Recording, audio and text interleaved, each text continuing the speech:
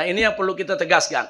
Jadi sekali lagi ya ikhwan, soal nasab, satu, man intasaba ila ghairi abihi fahuwa mal'un. Barang siapa yang menisbahkan, yaitu dirinya, keturunan bukan selain ayahnya, maka dia mal'un, dia dilaknat. Na'udzubillah min dzalik. Jadi menolak nasab yang asli haram, mengaku-ngakui nasab yang palsu juga haram. Saya rasa jelas ya. Dan jadi pertanyaan Anda, ini bukan hanya untuk asmatkan saja, untuk seluruh habaib harus jelas nasabnya. Ada pengakuan Robito Alawiyah, kami akui, nggak ada, kami nggak akui. Soal bisa jadi dia asli, itu hanya Allah yang tahu ya ikhwan. Sebab Robito Alawiyah itu dia menghukum menilai secara zahir. Anda siapa, dari mana, siapa ayahnya, diperiksa dulu 5-6 keturunan. Nah setelah itu diperiksa dalam buku besar, buku induk. Nah, ada ditemukan berarti dia asli. Bahwa dia memang bisa dibuktikan nasabnya. Tapi kalau tidak ditemukan, dua kemungkinan. Bisa dia itu maskuk, bukan tidak asli, bukan palsu, tapi maskuk, diragukan. Mau dibilang benar, nggak ada buktinya. Mau dibilang nggak benar, bisa jadi benar ya kawan. Itu namanya maskuk. Nah kalau maskuk begini, kita tawakuf, jangan menghukum. Nah ada lagi yang ketiga, mardud. Yang nyata-nyata bohong, itu nasabnya kawan. Emang dia ngarang. Jadi dulu ada satu dai juga di daerah Parung. Pertama dia ngaku sebagai bin Syekh Abu Bakar. Tahu-tahu berubah jadi Assegaf. Bin Syekh Abu Bakar jadi Assegaf. Nggak tahu udah sekarang ngaku jadi apa lagi ya kawan. Nah jadi artinya ada tiga ya. Nasab itu ada tiga. Pertama, masbut. Artinya memang terbukti. Muhaggab, terbukti kalau nasab itu benar. Yang kedua, maskuk, diragukan. Kalau yang terbukti, wajib kita akui, wajib kita terima. Kalau yang maskuk, tawakuf. Artinya tawakuf, abstain. Jangan beri penilaian. Yang ketiga, mardud. Wajib ditolak kalau mardud. Saya rasa jelas ya. Ini bukan hanya untuk asmatkan. Untuk seluruh marga di kalangan habaib. Nah, karena sekarang yang ngaku-ngaku kan juga banyak. Hati-hati. Yang ngaku-ngaku hati-hati. Mal'un dilaknat di sisi Allah.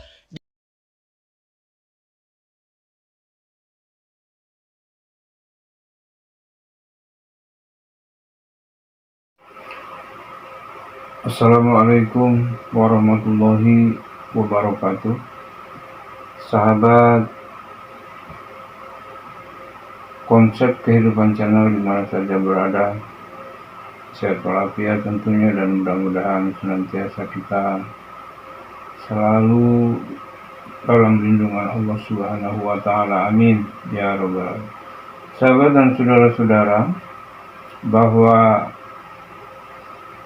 polemik nasab sampai saat ini masih terus ramai dan menjadi pusat pembicaraan para alim, para tokoh, dan kita semua tentunya. Dan di sini ada satu pengakuan atau ada satu anjuran, bahkan pendapat ya, dari Rizik Syihab yang menyatakan bahwa nasab seorang itu atau seseorang itu tidak harus masyhur dengan nasabnya. Kemudian seseorang itu tidak perlu atau tidak harus menjadikan popularitas karena nasabnya. Itu pernyataan Rizik Syihab dulu, bukan sekarang. Dan pada saat itu di mana Rizik Syihab yang menyatakan bahwa seorang yang mengaku bernasab kepada Rasulullah harus dibuktikan dengan tes DNA. Sebab tes DNA adalah salah satu cara untuk membuktikan nasabnya itu benar atau tidak, berketurunan kepada Rasulullah atau bukan. Itu zaman beberapa tahun yang lalu.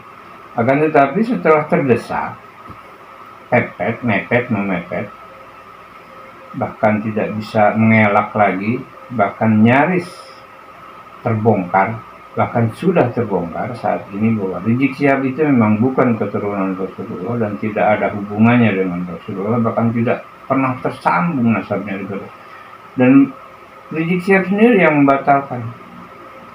Jadi tes DNA itu bukan cara untuk meyakinkan nasab seseorang. Bahkan menantunya Hanif menyatakan haram hukumnya bila kita mengutak-ngatik dengan nasab dengan tes DNA. Ini kan satu pernyataan yang lucu dan aneh ya. Jadi ketika sudah terpepet, mereka bela diri menyatakan ini dan nah itulah.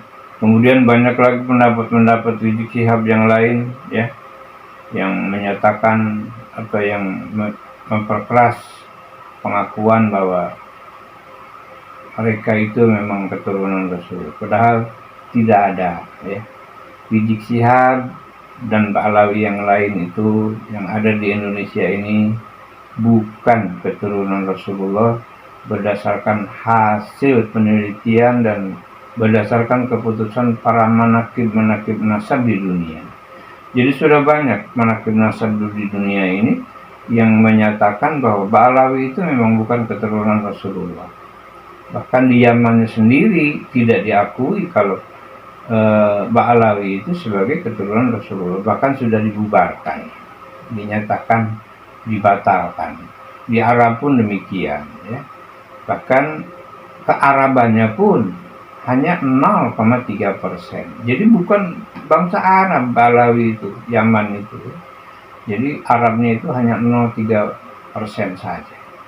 Jadi untuk itu kepada para muslimin, rekan-rekan sebangsa dan setanah air di mana saja berada, jadi sudah jelas dan sudah terang, walaupun belum ada satu keputusan yang mengatakan bahwa batalnya nasab Ba'alawi secara menyeluruh, akan tetapi kita harus sudah punya keyakinan bahwa nasab Ba'alawi yang merungkat dan tidak pernah tersambung kepada Rasulullah.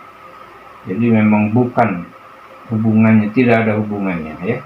Dan ini harus dicamkan dan ini harus disebarkan. Jangan sampai kita kena terolok-olok oleh mereka. Apalagi mereka itu udah terbiasa hidup enak di Indonesia dengan diakui sebagai nasab Ba'alawi, sebagai juriya Rasul, dipuja-puja, disanjung-sanjung, bahkan diberi ini, diberi itu, diberi kemudahan, diberi keistimewaan, dan akhirnya mereka enak. Bahkan kalau kita ingat dan kita dengar, setiap ucapannya itu tidak ada yang mengenakan kepada hati dan perasaan kita. Semua merendahkan, melukai, bahkan menusuk perasaan kita semua. Untuk itu, mari kita biasakan untuk tidak lagi menghormati para Ba'alawi karena memang bukan keturunan Rasulullah. Baik sahabat, yuk kita simak saja beberapa pernyataan dan video ya yang menyatakan bahwa mereka memang bukan keturunan Rasulullah ya, dan tidak tersambung. Bahkan di sini ada video-video yang beberapa tahun lalu menyatakan bahwa mereka meringankan, bahkan mengecam kepada setiap orang yang mengaku keturunan Rasulullah. Baik sahabat, yuk kita simak videonya, mudah-mudahan bermanfaat dan menambah satu wawasan buat kita semua. Selamat menyimak, semoga bermanfaat dan jangan lupa di subscribe. Bagi yang sudah subscribe, saya ucapkan banyak terima kasih. Mudah-mudahan dibukakan Allah pintu rezeki yang seluas-luasnya. Allah bukakan kemudahan segala urusan dan Allah beri umur panjang dan barakah. Amin ya rabbal alamin. Yuk kita simak video-video berikutnya. Nah ini yang perlu kita tegaskan. Jadi sekali lagi ya ikhwan, soal nasab, satu, man intasaba ila ghairi abihi fahuwa mal'un. Barang siapa yang menisbahkan, yaitu dirinya, keturunan bukan selain ayahnya, maka dia mal'un, dia dilaknat. Na'udzubillah min dzalik. Jadi menolak nasab yang asli haram, mengaku-ngakui nasab yang palsu juga haram. Saya rasa jelas ya. Dan jadi pertanyaan Anda, ini bukan hanya untuk asmatkan saja, untuk seluruh habaib. Harus jelas nasabnya. Ada pengakuan Robito Alawiyah, kami akui, nggak ada, kami nggak akui. Soal bisa jadi dia asli, itu hanya Allah yang tahu ya ikhwan. Sebab Robito Alawiyah itu, dia menghukum menilai secara zahir. Anda siapa, dari mana, siapa ayahnya, diperiksa dulu, 5-6 keturunan. Nah setelah itu diperiksa dalam buku besar, buku induk. Nah, ada, ditemukan, berarti dia asli. Bahwa dia memang bisa dibuktikan nasabnya. Tapi kalau tidak ditemukan, dua kemungkinan. Bisa dia itu maskuk, bukan tidak asli, bukan palsu, tapi maskuk, diragukan. Mau dibilang benar, nggak ada buktinya. Mau dibilang nggak benar, bisa jadi benar, ya kawan. Itu namanya maskuk. Nah, kalau maskuk begini, kita tawakuf, jangan menghukum. Nah, ada lagi yang ketiga, mardud. Yang nyata-nyata bohong, itu nasabnya, ya kawan. Emang dia ngarang. Jadi dulu ada satu dai juga di daerah Parung. Pertama dia ngaku sebagai bin Syekh Abu Bakar. Tahu-tahu berubah jadi Assegaf.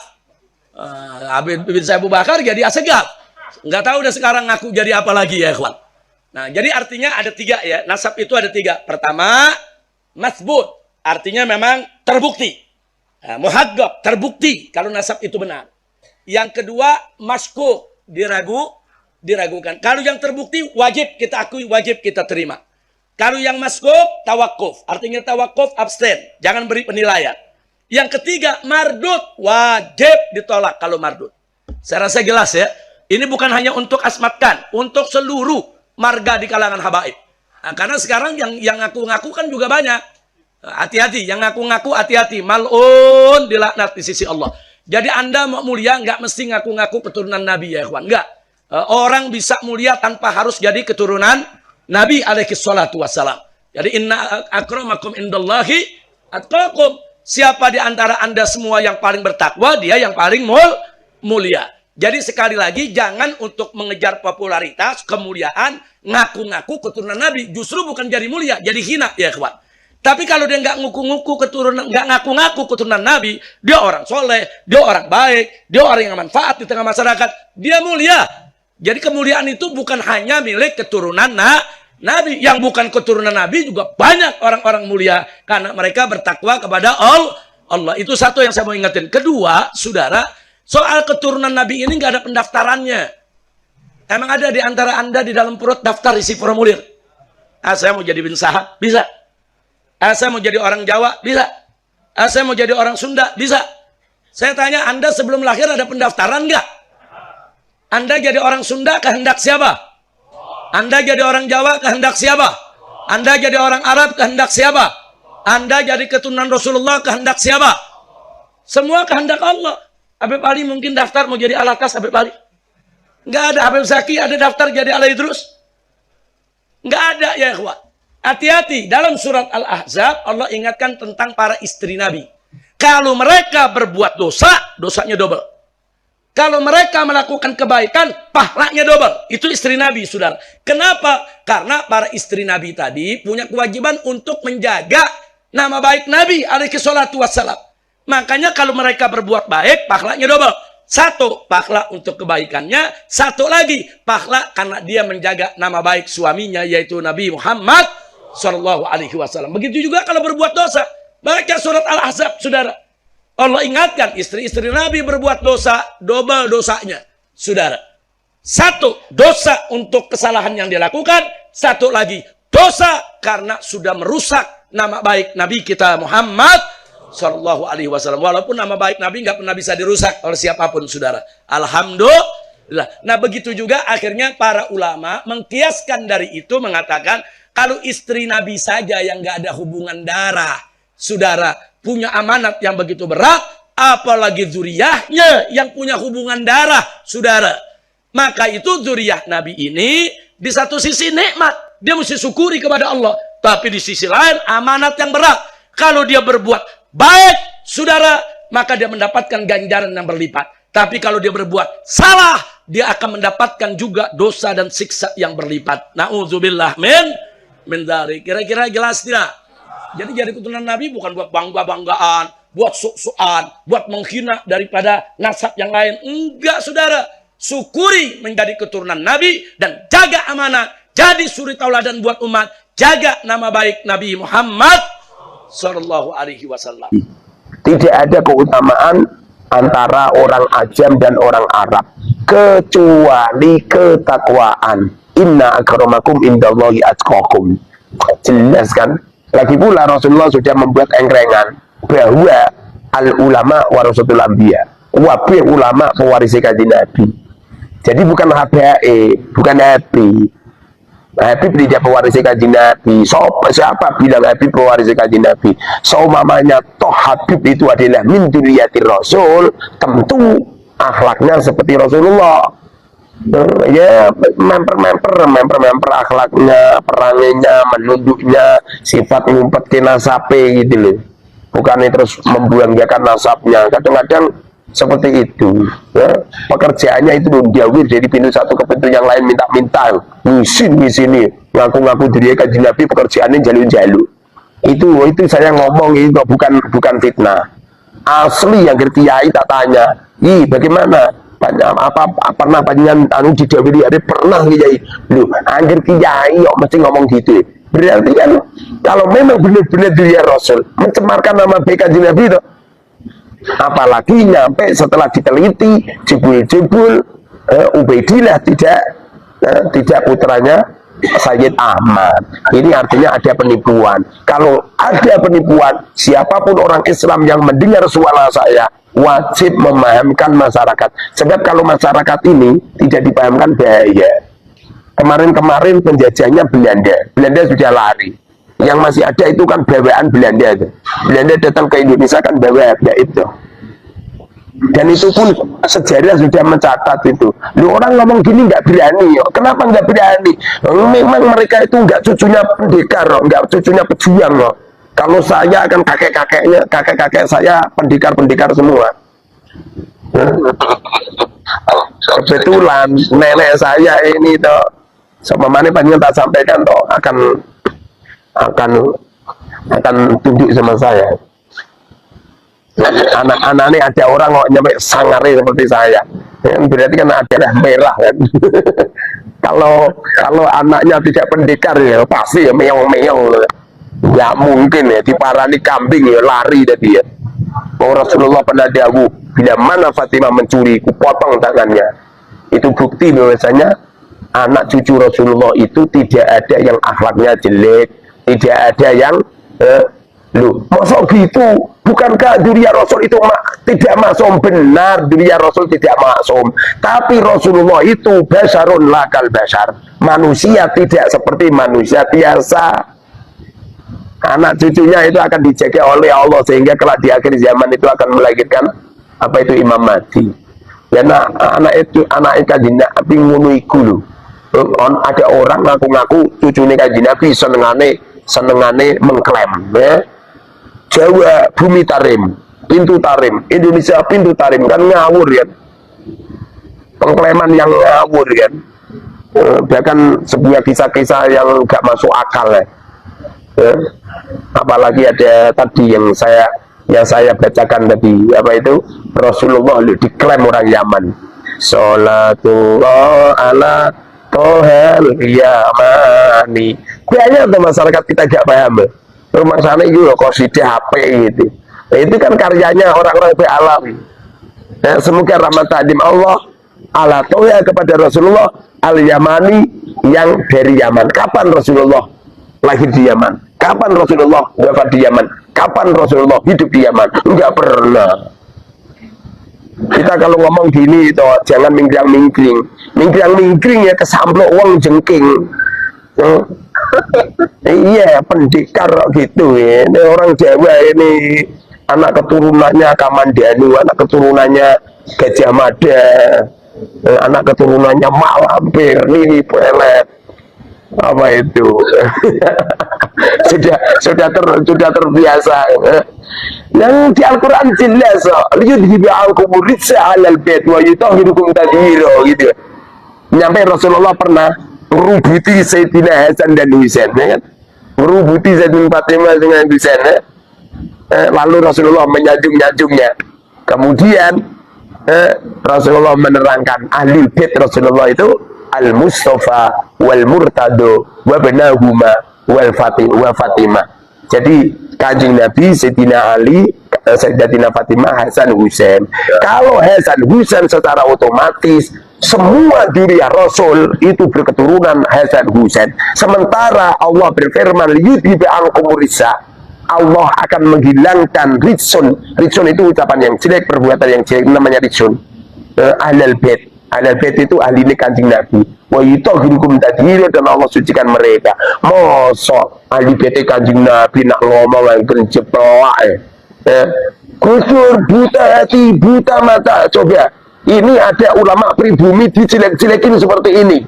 Bahkan Presiden Republik Indonesia pernah dikatakan presidennya iblis, menteri agamanya dajjal. Coba, ini ada Habib yang menuduh seperti itu.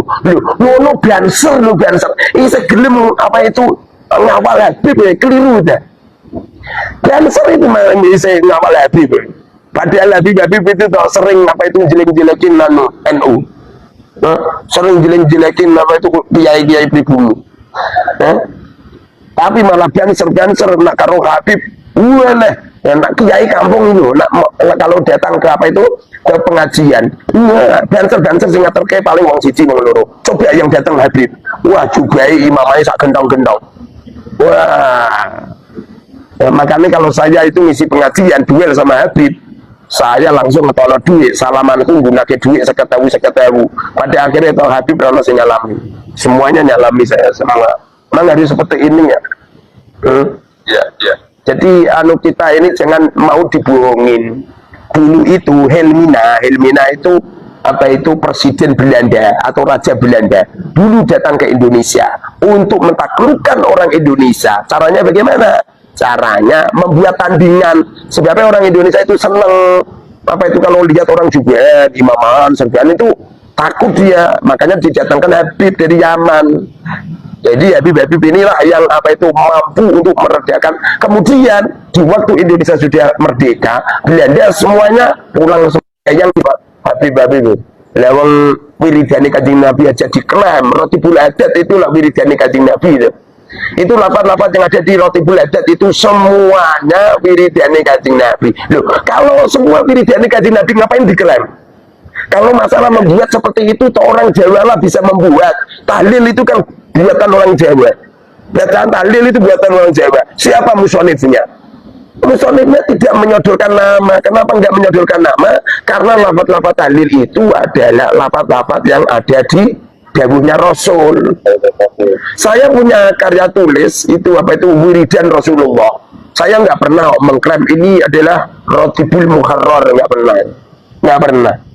Kalau itu adalah lafaz Kanjeng Nabi, ya biar disandarkan ke Rasulullah. Jangan diklaim ini Rotibul Adat tuh seakan-akan yang membuat karya tulis itu Abdullah bin Haddad Al-Haddad. Kan nggak bener itu. Nggak benar. Seperti itu loh sholat. Siapa juga ulama mana yang berani mengklaim bahwa sholat itu pengarang lafaz sholat adalah dirinya? Nggak ada. Kenapa nggak ada? Karena lafaz sholat itu dari Rasulullah. Kalau lafaz sholat itu dari Rasulullah, siapapun orangnya jangan mengklaim. Ya.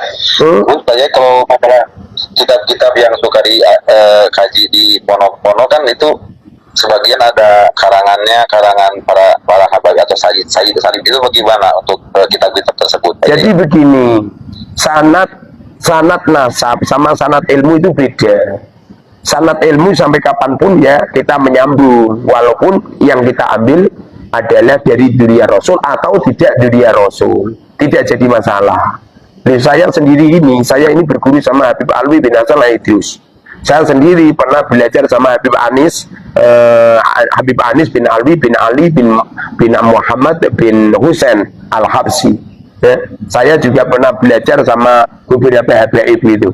Dan beliau sampai kapanpun ya guru saya. Walaupun saya punya keyakinan bahwa silsilah nasab mereka terputus gara-gara Ubaidillah adalah tidak putra Sayyid Ahmad, bukan berarti saya memutus silsilah keilmuan, enggak. Jadi maaf, kan itu mungkin dari nenek moyang mereka kan pembohong gitu ya. Maaf, pembohong gitu.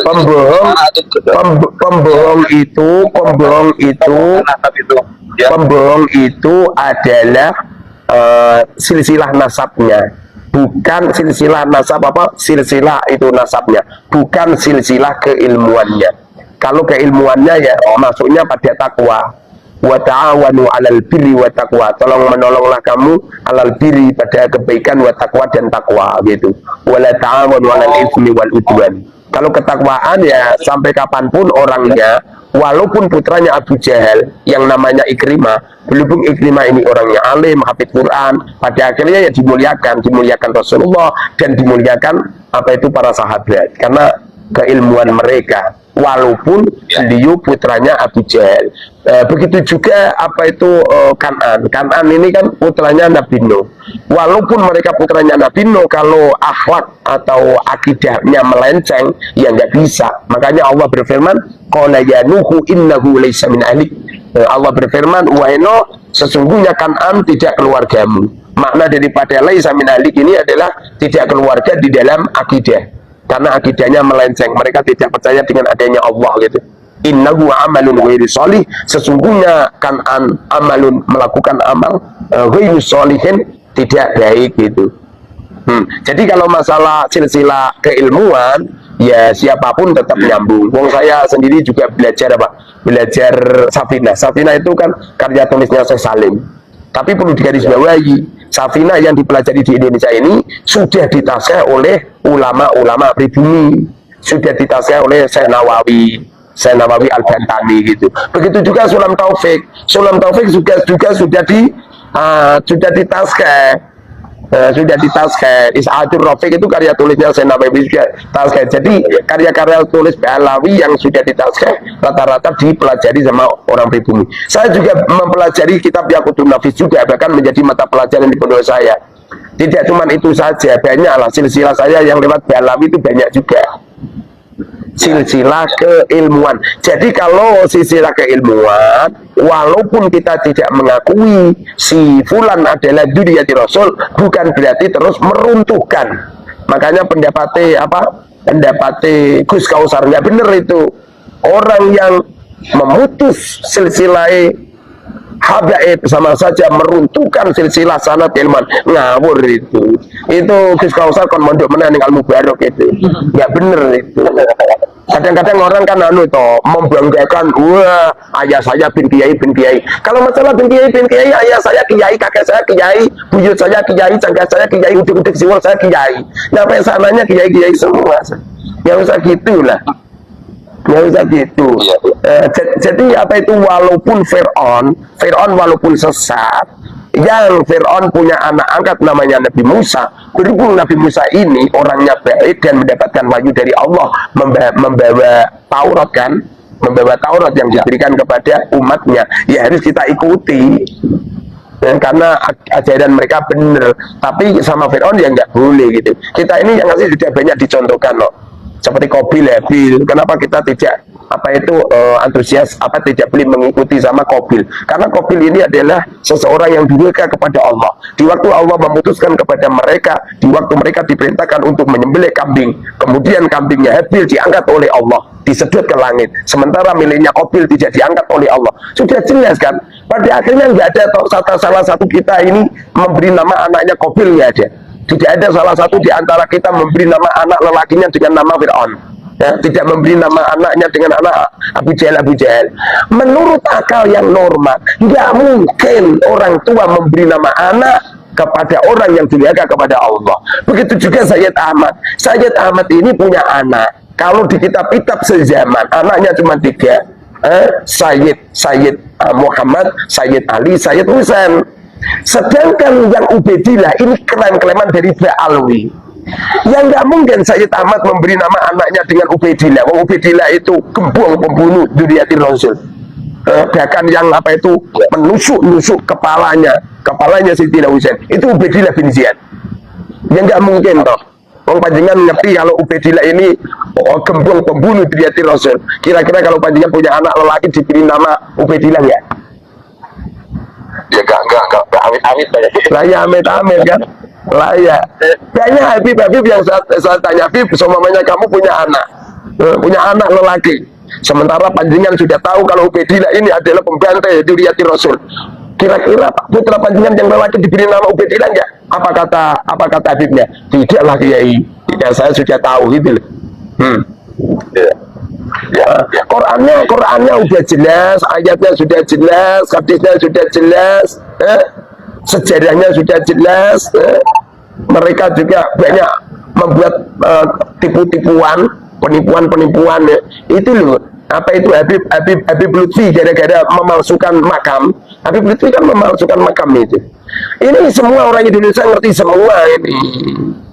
Apa yang terjadi kalau mereka menipu makom, artinya menipu orang Islam se-Indonesia, maka sana torikohnya batal.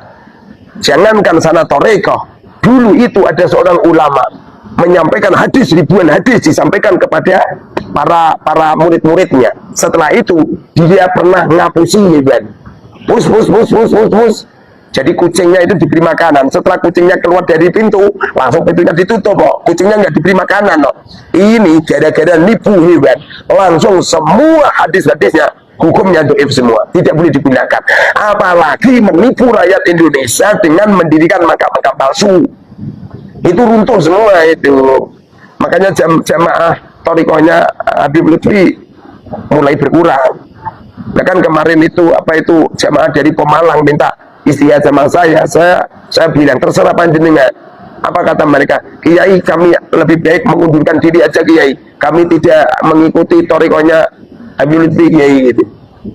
Lagi pula saya gabung di PBI ini toh atas perintah Romo Yai saya dan atas perintahnya Mursyid Torikoh Satoriyah yang beliau bertemu dengan Rasulullah langsung dan Rasulullah berfatwa bahwa Ba'alwi tidak min dzurriyyati Rasul, tidak cucunya Rasulullah. Kalau masalah beliau alim, siapapun orangnya yang alim adalah min warasatil anbiya, baik mereka itu berketurunan Rasulullah atau tidak berketurunan, wajib kita muliakan karena fadlul alim alal abid ka fadli ala adnakum. Keutamaan orang alim jauh lebih utama dari sebagaimana keutamaanku dibandingkan dengan keutamaan orang-orang yang paling rendah di antara kami semua. Paham kan?